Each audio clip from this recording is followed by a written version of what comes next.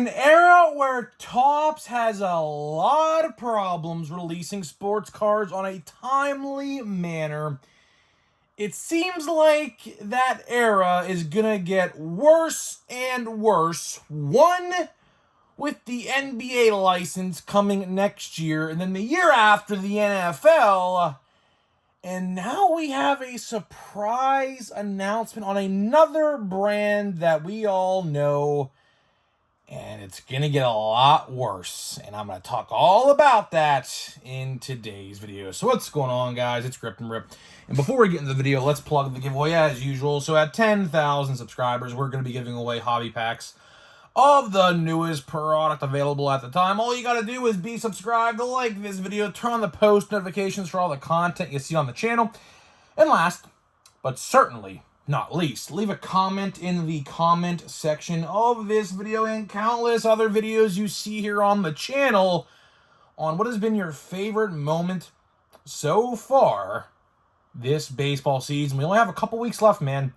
Kind of crazy. We only got a couple weeks left and we say goodbye to at least, the majority of the teams and the playoffs start. So yeah, pretty interesting there. But, in the blink of an eye, spring training is going to be right around the corner again in 2025 Topps Series 1. Yes, we haven't even talked a lot about that, but kind of hard to do that, to be honest. Kind of hard to talk about 2025 Topps Series 1 when products like Stadium Club, Archives, Allen & Ginter, High Number, Bowman Platinum, Holiday, Updates, Draft, Chrome Update. I mean, I just named at least 10 to 12 different products right there. We don't know anything about them. We don't know a damn thing about any single one of them. Even Update, which I did report. I did report yesterday that pre-orders for Update are rumored to be out within the next week. So you might hear about that. You might find out the cover athlete of Update on Monday, because I think pre-orders probably are going live next week. But again, stay tuned. We will find out all about that, I assume, next week. So hopefully we do, so I can actually make some reports on some new cards. Speaking of new cards, the House of Mouse would like to have a word with you. So, this was interesting this morning. And this is the whole topic of the video today, right? This was kind of a shock, but not really. So, I wake up today, and the first thing I literally do is boot up X. And literally the first thing I see right on the top of my feed is an announcement from Topps. They are going to be acquiring the entire Disney license. Now, what exactly does that mean? Marvel. Star Wars, although Star Wars has already been with them. Disney. Pixar. You name it. Everything under the Disney brand is now going to Topps. Interesting. Let's start with Star Wars first. Star Wars has literally been with Topps since I can remember. Nothing really new there. So you already knew the partnership with Topps and Disney was good, just based off of the fact that they've had the Star Wars license for literally ever. So obviously that hasn't changed.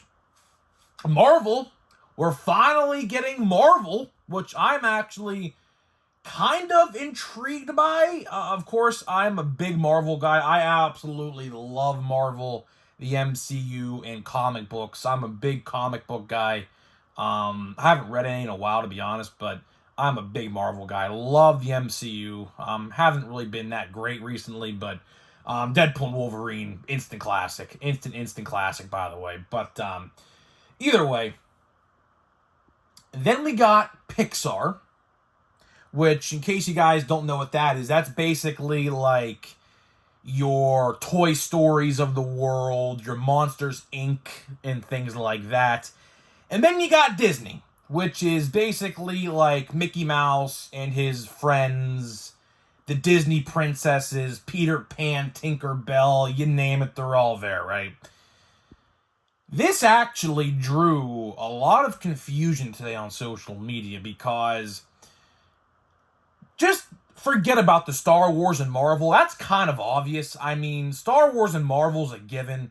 They're gonna produce those cards to the moon and back. I mean, they already do with Star Wars, but now that they got Marvel, which I'll talk about later in the video, they're gonna make a wide range of Marvel cards, like MCU cards, comic book cover cards, comic art, like 90s, like Todd McFarlane kind of stuff, if you know what that stuff's all about, comic books and things like that, and a whole bunch of stuff. But I want to focus in on the Pixar and Disney aspect of this just for 1 minute.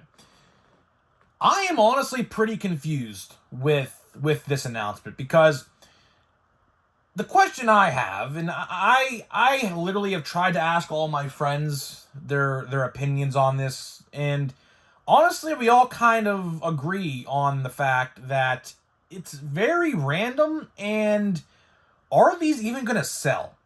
Let's play a hypothetical. Let's say they make, I don't know, 2025, by the way, this contract they did announce comes into effect. They said Q1 2025. They didn't say January 1st, so I'm not entirely sure what's up with that. But it's either January, February, or March of 2025, right? So let's say hypothetically they release 2025 Topps Chrome Disney. And in this product, it's basically, you know, your core Disney characters, your Disney princesses, you know, Mickey Mouse, Monsters Inc., Toy Story, you know, Up, those movies, Frozen, you know. My question is there even intrigue with that? Is there even intrigue? Now, I will say this. I am aware of the UK. I don't know if you guys saw this or not, but a couple months back, probably like in June or July, somewhere around there, the UK and England, they released an exclusive Topps Disney like product in the UK. It wasn't even in America.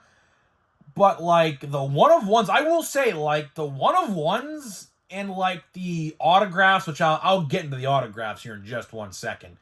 Quote-unquote autographs, that is. They went for a decent chunk of change. Like, I was actually genuinely shocked to see a one-of-one Mickey Mouse auto. It was, like, in the thousands of dollars.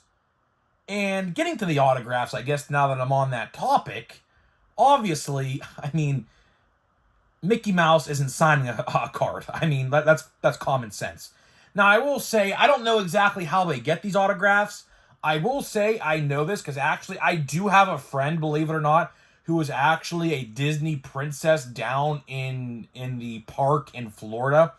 They are actually trained to actually sign autographs, like, with their character. So I'm guessing, I don't know if this is true or not, but I'm guessing how they get these autographs is based on the maybe people who act as the characters in Disney parks. Of course, there's countless Disney parks all across the world. So I'm assuming that's how they do it, or they hire some calligraphy or some professional handwriter to, like, come up with a Mickey Mouse autograph or, like, a Cinderella autograph or something. Pretty wild stuff, to be honest with you. That stuff is not my cup of tea. Is there an appeal? Let me know in the comments. If they made a Topps Chrome Disney product, would that even intrigue you? Now, let's say hypothetically this product is only like cartoon characters, no Marvel or Star Wars. We'll get into that here in just a second. Is there intrigue with that? I don't really know if there is. Now, I will probably buy, like, singles of them. Like, I love Toy Story. I'm a big Toy Story guy. I love Woody and I love Buzz. And I would definitely probably buy singles of those. And Monsters, Inc. I love Sully and Mike Wazowski. So I probably would buy singles of those, but as for an entire box, probably not.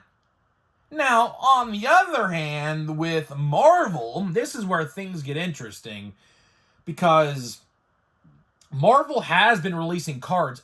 I believe it's Upper Deck. I could be completely off. It's either Upper Deck or Panini that are doing Marvel right now. Obviously, whoever's doing it is going to lose that license and go right to Tops.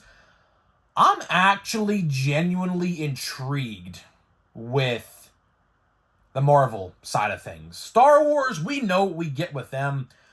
There's really not much to talk about with the Star Wars side of things because actually Star Wars Chrome literally just came out 2-3 weeks ago at this point. So we know about that. We know what they do over there. But it's going to be very interesting to see what happens with the Marvel stuff.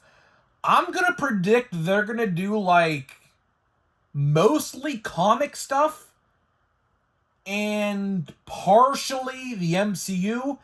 I honestly would be more intrigued with the MCU stuff because real people, real autographs, and things like that.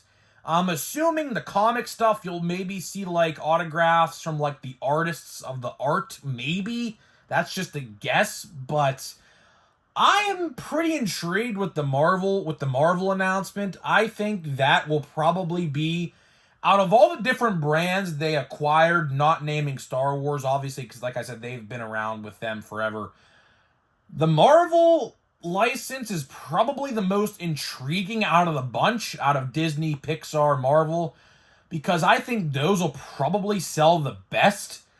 Because let's be honest, if you pull Chris Evans autograph, that's insane, or a Tom Holland autograph, or Robert Downey Jr. Iron Man, or Doctor Doom now, that's that's going to be insane. I would like to see them release movie cards. I don't know how they're going to do this. I would like to see them release movie products. For example, Deadpool and Wolverine just came out, right?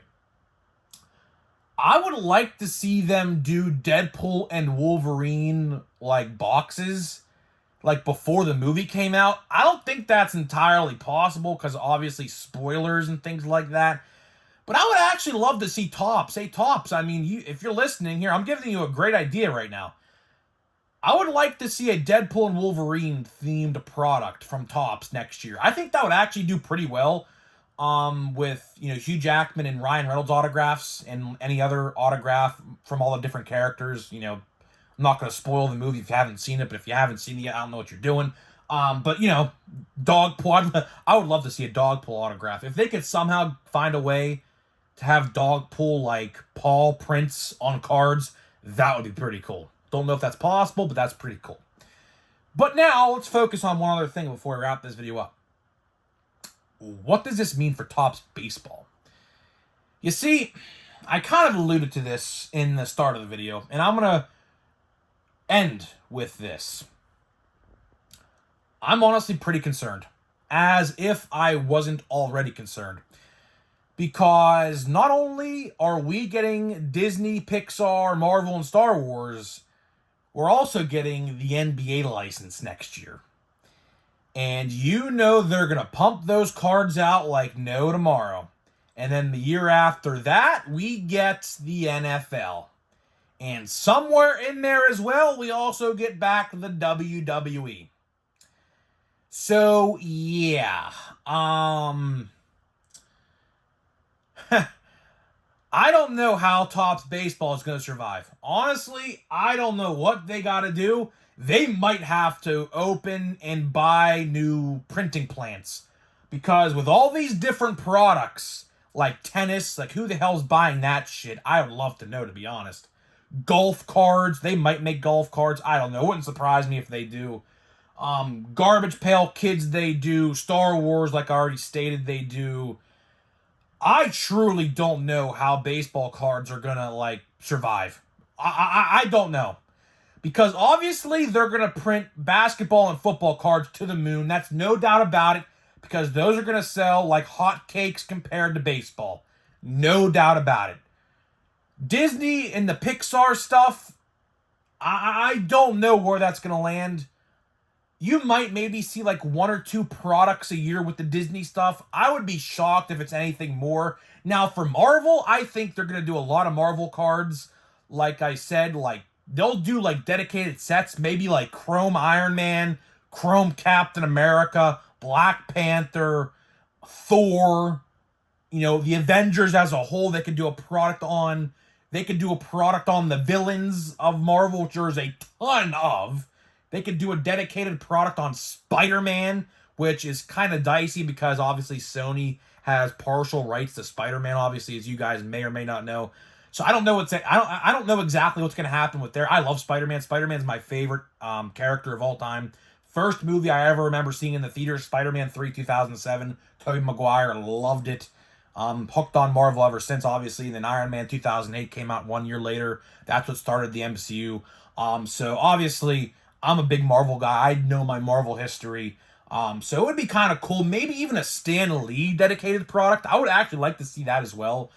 I should have probably talked about that earlier, but I would love to see like a history of Stan Lee and Steve Ditko, the two co-creators of Marvel, essentially. One gets more credit than the other, but they're both pretty much equally as honestly with credit. But I could definitely see them doing that, like a history of Stan Lee and like his MCU appearances and like behind the scenes pictures and things like that. Because Stan Lee was pretty influential on just movies and pop culture as a whole.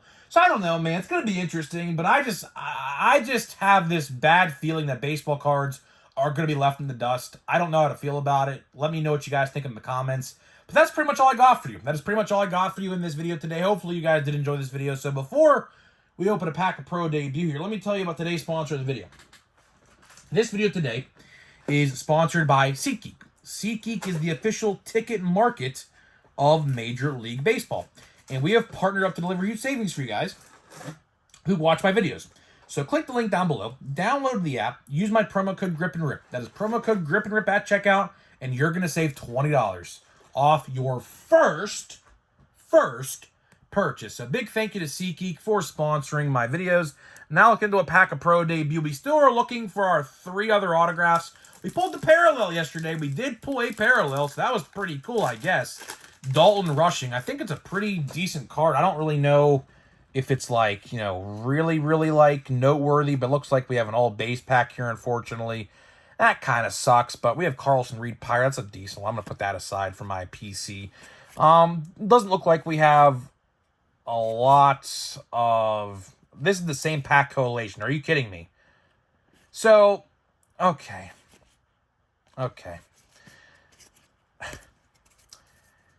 This pack, literally, past these first 2 cards, I literally opened a pack 3 days ago, same collation.